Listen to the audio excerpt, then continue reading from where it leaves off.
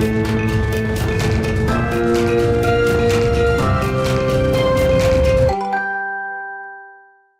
regardez Période d'essai, l'émission qui décrypte le monde du travail en compagnie de chercheurs. Aujourd'hui, j'accueille Laure Bérény, sociologue et directrice de recherche au CNRS. Bonjour Laure. Bonjour. Vous avez récemment publié Le management de la vertu, la diversité en entreprise à New York et à Paris, publié aux presses de Sciences Po, un ouvrage qui a reçu le prix du livre RH de l'année 2024. Alors Laure, qu'est-ce que vous entendez par management de la vertu ?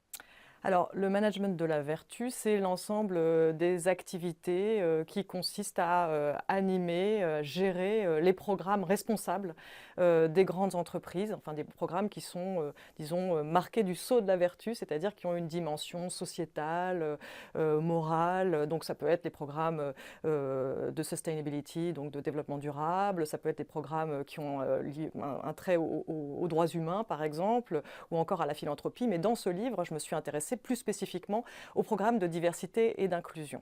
Alors justement, vous expliquez que la notion de diversité en entreprise a émergé dans les années 80 aux États-Unis. Est-ce que vous pouvez nous en dire plus ? Oui, alors effectivement, la notion de management de la diversité, donc diversity management, elle a émergé dans les années 80 aux États-Unis, mais pour comprendre, il faut remonter un peu plus loin dans l'histoire, parce que ces programmes de diversity management prenaient la suite et requalifiaient des programmes d'entreprise qui existaient déjà, qui s'appelaient Equal Employment Opportunity, donc programme d'égalité des chances, et qui avaient été mis en place par les grandes entreprises américaines dans les années 70 pour répondre aux obligations du droit antidiscriminatoire, puisque aux États-Unis, depuis les années 1960, dans les années 60, il y a eu cette grande loi sur les droits civiques qui interdisait toute forme de discrimination dans le monde de l'emploi.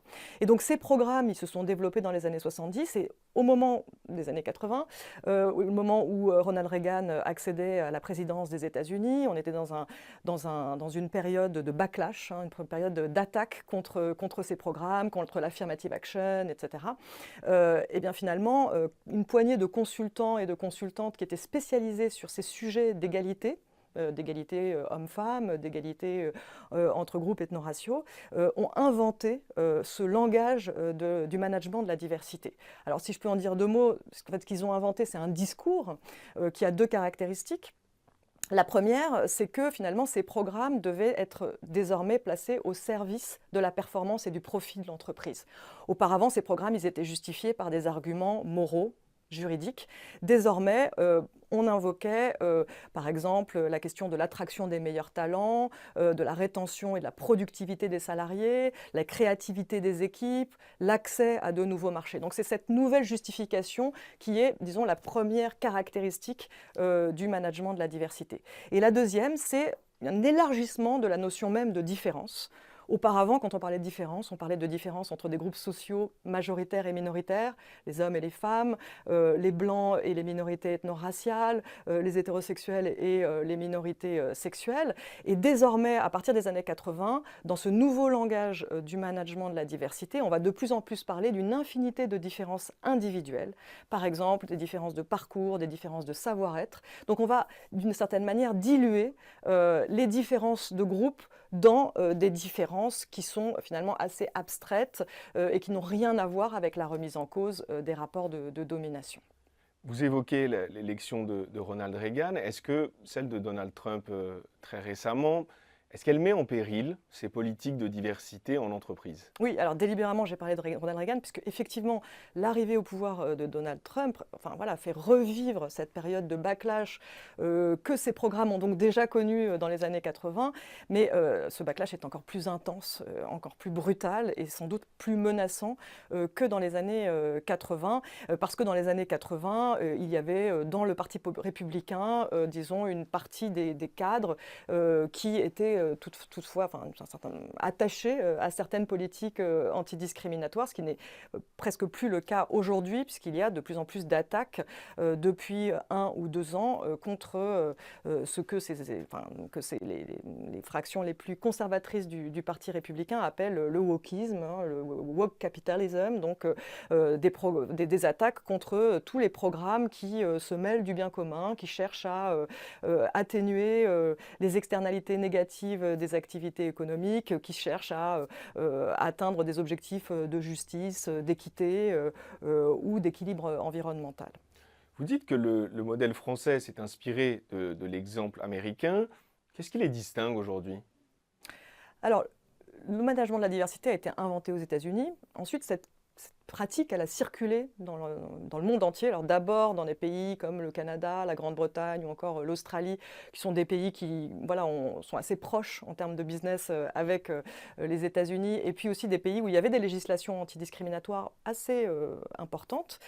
En Europe, le management de la diversité est arrivé un peu plus tard, en Europe continentale, dans les années 2000. Pourquoi? Parce que l'Union européenne a mis en place des directives, a adopté des directives qui ont obligé les États membres à renforcer leur cadre antidiscriminatoire. Et c'est dans ce contexte-là que le management de la diversité a gagné du terrain et qui s'est institutionnalisé, notamment en France. Alors, quelle est la différence avec ce qu'on observe aux États-Unis? Je dirais que ce sont des différences qui reflètent les politiques publiques et le droit qui encadrent le management de la diversité aux États-Unis et en France. Qu'est-ce que je veux dire par là? Je veux dire qu'aux États-Unis, depuis très longtemps, la question des discriminations raciales est une des priorités des politiques de lutte contre les discriminations et des politiques d'égalité. Et finalement, cette préoccupation, elle se retrouve dans les programmes de Diversity, Equity and Inclusion donc, qui existent aux États-Unis, aussi parce que finalement, il y a un mouvement social antiraciste assez fort, assez visible, qui fait pression sur les entreprises. Jusqu'à aujourd'hui. C'est-à-dire que depuis un an, ce qu'on observe, et notamment depuis une décision de la Cour suprême en 2023 qui a interdit l'affirmative action dans les sélections des étudiants à l'université, donc ça ne concerne pas le monde du travail, mais ça a quand même eu un impact important. Depuis donc maintenant presque un an et demi, aux États-Unis, finalement, cette dimension raciale, ethno-raciale des programmes de diversité et d'inclusion, elle a beaucoup perdu sa centralité. Il y a beaucoup d'entreprises qui ont décidé d'abandonner les mesures qui ciblent les minorités ethno-raciales. Donc, ce que je décris, et notamment dans mon livre, c'est sur le long terme que cette question a été située au centre des programmes de diversité aux États-Unis. En France, c'est tout le contraire. Alors en France, la notion de diversité, elle a été introduite dans les années 2000 au départ pour désigner ces questions-là, qui n'avaient pas de nom, qui étaient donc les questions de l'intégration des descendants de l'immigration postcoloniale, la question des inégalités de traitement que ces personnes subissaient sur le marché du travail. Et progressivement, à mesure que la diversité s'est institutionnalisée dans le monde des affaires, cette dimension-là, elle a disparu.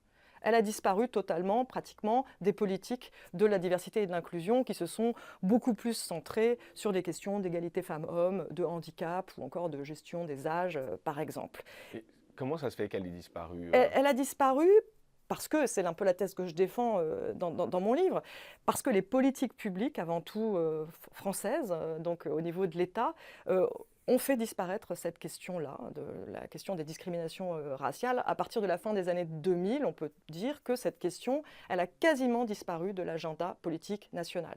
Elle s'est heurtée à ce que j'appelle une idéologie républicaine assez forte, assez doctrinaire, qui considère finalement que cette question et notamment la mise en place d'outils qui permettraient de prendre à bras-le-corps les discriminations ethno-raciales, des outils de mesure, eh bien, cette idéologie républicaine considère que ces politiques de lutte contre les discriminations raciales seraient contraires à la tradition républicaine. Donc je pense que les obstacles et les résistances viennent des politiques publiques et qu'elles se répercutent dans les entreprises, parce que dans les entreprises comme ailleurs, cette idéologie-là, elle a une prise parmi les cadres, parmi les dirigeants et parmi des salariés peut-être plus ordinaires.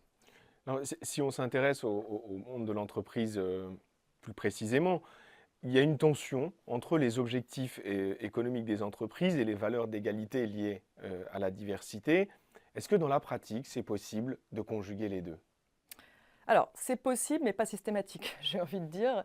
Et c'est pour ça que j'ai beaucoup de méfiance et je suis assez critique vis-à-vis de ce qu'on appelle aux États-Unis le business case for diversity, c'est-à-dire l'argument commercial ou économique en faveur de la diversité. L'idée que promouvoir la diversité, l'inclusion, mieux traiter les salariés, valoriser les différences, ça serait toujours un facteur de profit et que par conséquent, les entreprises adopteraient naturellement ces pratiques pour des raisons business. Je suis assez critique parce que quand on regarde d'abord les études qui essayent de démontrer la corrélation et la causalité entre diversité, inclusion et performance, profit, finalement, ces études sont assez, les résultats de ces études sont assez mitigés. Parfois, elles démontrent qu'il y a un impact, parfois elles démontrent qu'il n'y en a pas. Et par conséquent, voilà, c'est d'abord une croyance qui ne repose pas véritablement sur une démonstration convaincante. Et par ailleurs, il me semble, et pour avoir étudié un peu la question, que finalement, qu'est-ce qui est bon pour le business? Qu'est-ce qui est une source de profit? Est-ce que c'est la diversité? Est-ce que c'est le fait de transformer l'organisation pour la rendre plus diverse, plus inclusive? Ou est-ce que c'est l'apparence de la diversité et de l'inclusion, c'est-à-dire signaler, renvoyer une image d'une entreprise authentiquement engagée pour la diversité et l'inclusion. Et j'ai envie de dire que je pense, après avoir un peu étudié la question, que pour une grande partie des managers, des dirigeants, c'est plus l'apparence de la diversité qui est considérée comme un facteur de profit, parce que c'est ça qui va permettre d'envoyer un bon signal à des talents qu'on essaye d'attirer, à des consommateurs qu'on essaye effectivement de séduire également, à des investisseurs, etc. etc.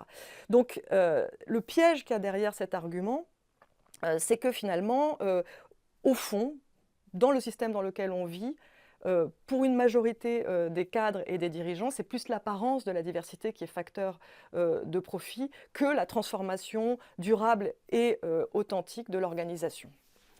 Et ces politiques de diversité en entreprise, est-ce qu'elles peuvent dépasser le cadre de l'entreprise et entraîner des changements à l'échelle de la société, ou vous pensez que c'est un peu plus compliqué?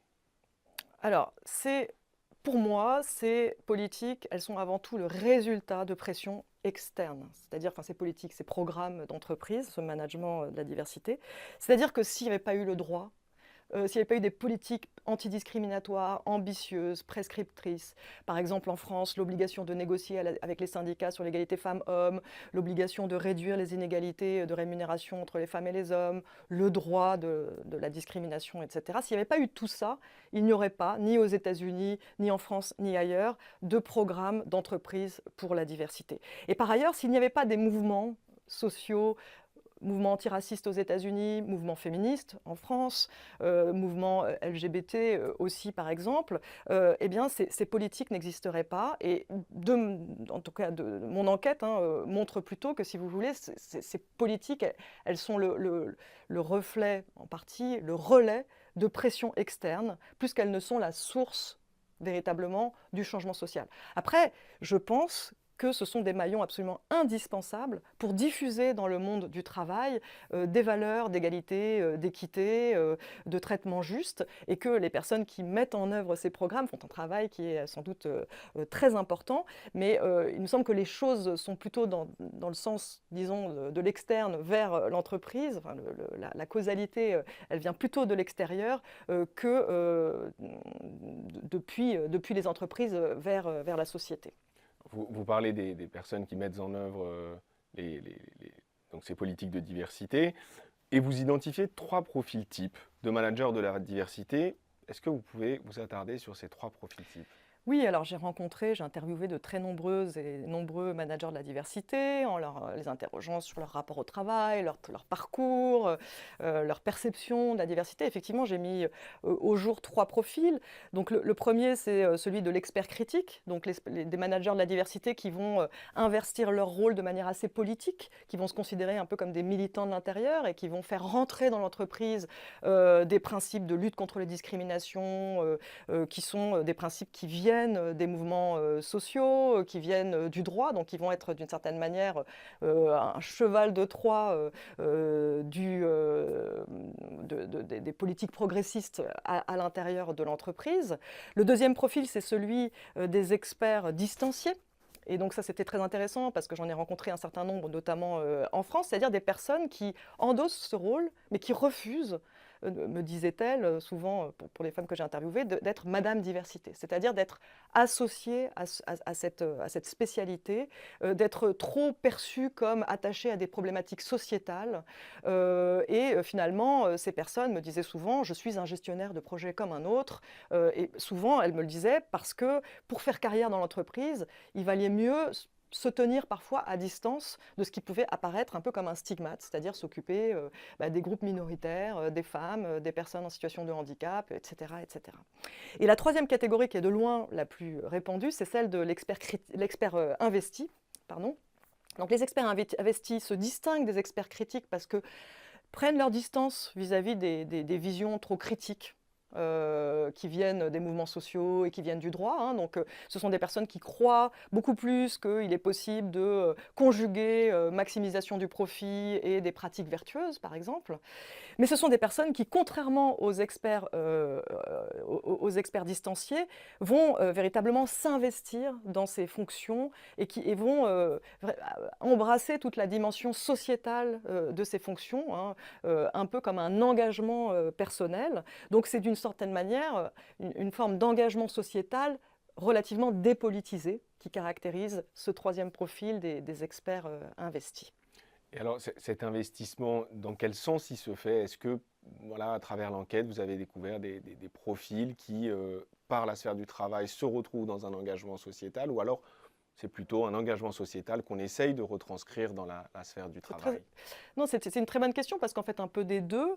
Au moment où j'ai enquêté, donc principalement dans les années 2010, c'était souvent des cadres qui venaient des RH, de la com ou de fonctions plus opérationnelles, qui se sont retrouvés là sans trop savoir pourquoi, et qui parfois se sont politisés ou ont été sensibilisés à ces questions, se sont pris au jeu et sont devenus engagés sur ces questions à travers l'exercice de ce rôle.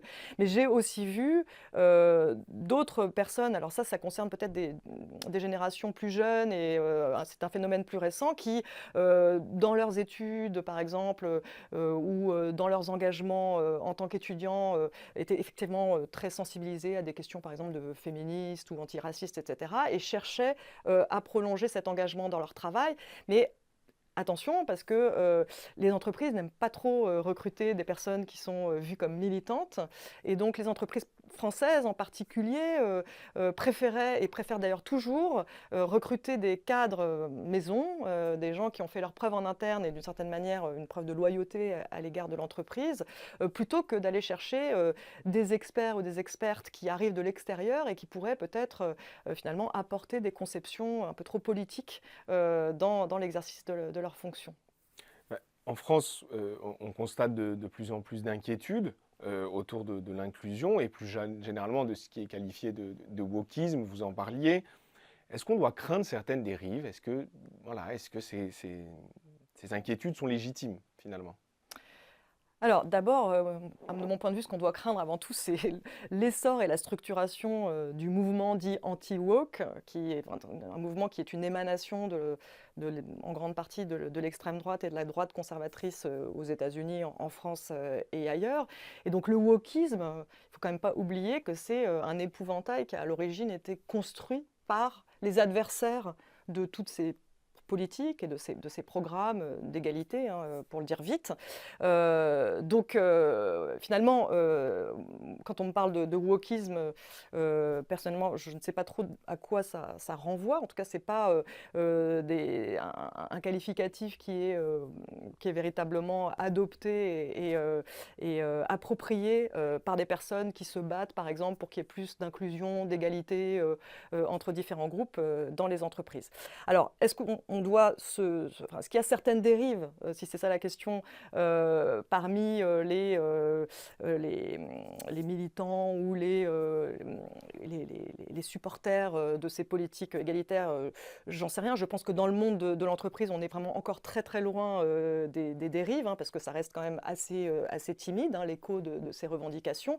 Et puis surtout, il me semble qu'aujourd'hui, depuis l'élection de Donald Trump, depuis la décision de la Cour suprême dont je parlais tout à l'heure en 2020, 2023, on est dans un contexte de backlash énorme, on en parlait au début de notre entretien, et finalement, toutes ces revendications dites woke, elles ont perdu énormément de légitimité, elles sont beaucoup plus vulnérables, et il me semble que les dérives, s'il faut les identifier, elles sont plutôt du côté des mouvements d'extrême droite qui, finalement, sur les réseaux sociaux et ailleurs, nourrissent des attaques extrêmement violentes contre les politiques de diversité, d'équité et d'inclusion. Donc, selon moi, finalement, c'est là que se situe le principal danger pour la démocratie et pour des valeurs qu'on défend aujourd'hui en France, en tout cas dans l'état de droit et dans la démocratie telle qu'on l'imagine, qui sont des valeurs d'égalité, de traitement égal et de non-discrimination. Vous l'avez dit, votre enquête, elle a commencé en 2010. Qu'est-ce qui vous a marqué sur ce temps long, finalement, concernant ce travail? Quels sont les événements qui ont marqué un petit peu des chemins Oui. Alors, cette enquête, justement, ce livre, peut-être l'avantage de ce livre, c'est qu'il permet de prendre un petit peu de recul historique par rapport à la crise que traverse la diversité, enfin, la DEI aujourd'hui aux États-Unis et puis dans une moindre mesure en Europe. Ce que montre ce livre, c'est que depuis le début, c'est-à-dire finalement depuis les années 80-90, le management de la diversité, ces politiques, ces programmes de la diversité et de l'inclusion dans les entreprises se sont toujours heurtés à des résistances. Ont toujours été dans l'obligation de se justifier en permanence, de réexpliquer sur quoi ils portent, pourquoi il faut les mettre en œuvre, etc. Donc finalement, ce qui m'a marqué sur le long terme, dans des contextes historiques très très variables, c'est cette légitimité très fragile de ces programmes qui aujourd'hui prend des proportions très importantes, mais finalement, on pourrait imaginer que dans quelques années, ça retombe, hein, peut-être peut-on l'espérer. En tout cas, c'est cette fragilité inhérente de ces programmes qui ne sont jamais pleinement légitimes dans le monde du travail. Et c'est pourquoi, à mon sens, il est important de continuer à investir la sphère politique, la sphère juridique, pour pouvoir les soutenir. Parce que si on les laisse perdurer uniquement et si on s'appuie sur une sorte de rationalité gestionnaire et économique pour les faire perdurer, eh bien ces programmes ne peuvent pas avoir suffisamment de ressources et de légitimité pour exister. Et quel peut être le rôle des lois, des initiatives publiques en matière de diversité et d'inclusion? Alors, par exemple, aux États-Unis, le fait qu'il soit peut-être bientôt illégal de mettre en place des politiques dans les entreprises qui ciblent certains groupes, par exemple, organiser des formations pour les femmes cadres, pour favoriser leur carrière, mettre en place des programmes de bourse pour les étudiants afro-américains qui sont structurellement désavantagés sur le monde du travail. Là, vous voyez, le fait que le droit devienne potentiellement aussi restrictif, ça va avoir d'énormes conséquences sur les programmes d'entreprise, puisque ces programmes d'entreprise, ils vont devoir être expurgés de toutes les mesures qui sont peut-être réellement efficaces, hein, c'est-à-dire qui essayent véritablement d'agir sur les inégalités. Donc on voit aux États-Unis que c'est un droit qui devient de plus en plus restrictif, qui va avoir un impact très défavorable probablement sur l'efficacité des politiques de diversité et d'inclusion. En France, on n'en est pas là. Le droit, il est plutôt favorable, il évolue plutôt dans un sens de plus en plus favorable, à part sur la question des minorités ethno-raciales, mais bon, sur d'autres enjeux, le droit est plutôt protecteur, il permet des formes d'action positive, par exemple. Mais le problème du droit français et des politiques publiques françaises, c'est qu'elles ne donnent pas aux entreprises les moyens de s'attaquer à certaines inégalités, et notamment les inégalités liées à l'origine, les discriminations et les inégalités liées à l'origine, à la religion, en ne permettant pas la mesure de ces inégalités. Donc je pense que si il fallait avancer sur le plan du droit et des politiques publiques en France, ça serait sans doute de permettre davantage aux acteurs de la société civile et aux entreprises de faire des diagnostics sur l'état des discriminations et des inégalités en matière ethno-raciale. Et de ce point de vue-là, en tout cas, on n'en a pas pris le chemin récemment. À travers votre enquête, vous avez rencontré énormément de personnes impliquées dans des politiques liées à la diversité et à l'inclusion. Est-ce que vous avez en tête des mesures très concrètes à mettre en place dont l'efficacité est attestée par ces personnes interrogées? Alors, il y a des obligations légales qui ont une certaine efficacité, comme par exemple le fait de mesurer systématiquement les disparités de situation entre les femmes et les hommes dans les organisations, de faire des audits des inégalités de rémunération, etc. Donc ça, c'est des mesures qui sont très importantes, qui peuvent être efficaces dans la mesure où elles sont confiées quand même à des organismes indépendants, hein, qui ont une expertise, qui ne sont pas à la fois juges et parties, j'ai envie de dire.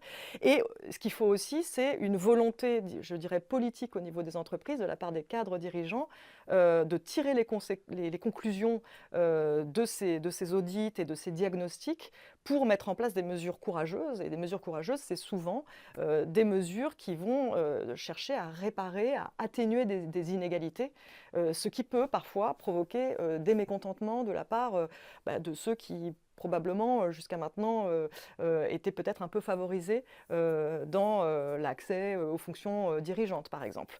Donc je n'ai pas de mesures concrètes, magiques, mais j'ai envie de dire que les mesures peut-être les plus efficaces, c'est celles qui suscitent a priori le plus de malaise, le plus de difficultés, et que finalement, celles qui sont les moins efficaces, c'est celles qui sont les plus faciles à mettre en œuvre. On va organiser une grande journée qui célèbre la diversité, tout le monde est d'accord, il y a un consensus, etc. Alors que de mettre en place un programme qui va prendre à bras-le-corps des inégalités d'accès, par exemple, entre femmes et hommes à certains niveaux de management, eh bien ça peut faire parfois grincer des dents, il faut expliquer, il faut une volonté politique, il faut du courage, et voilà. Donc je pense que c'est dans ce sens-là que je donnerais des conseils si je devais les formuler. Merci beaucoup Laure pour ces propos éclairants. Je rappelle que vous êtes sociologue, directrice de recherche au CNRS et que vous avez publié Le management de la vertu, la diversité à New York et à Paris aux presses de Sciences Po. Quant à moi, je vous dis à très bientôt pour un nouvel épisode de Période d'essai.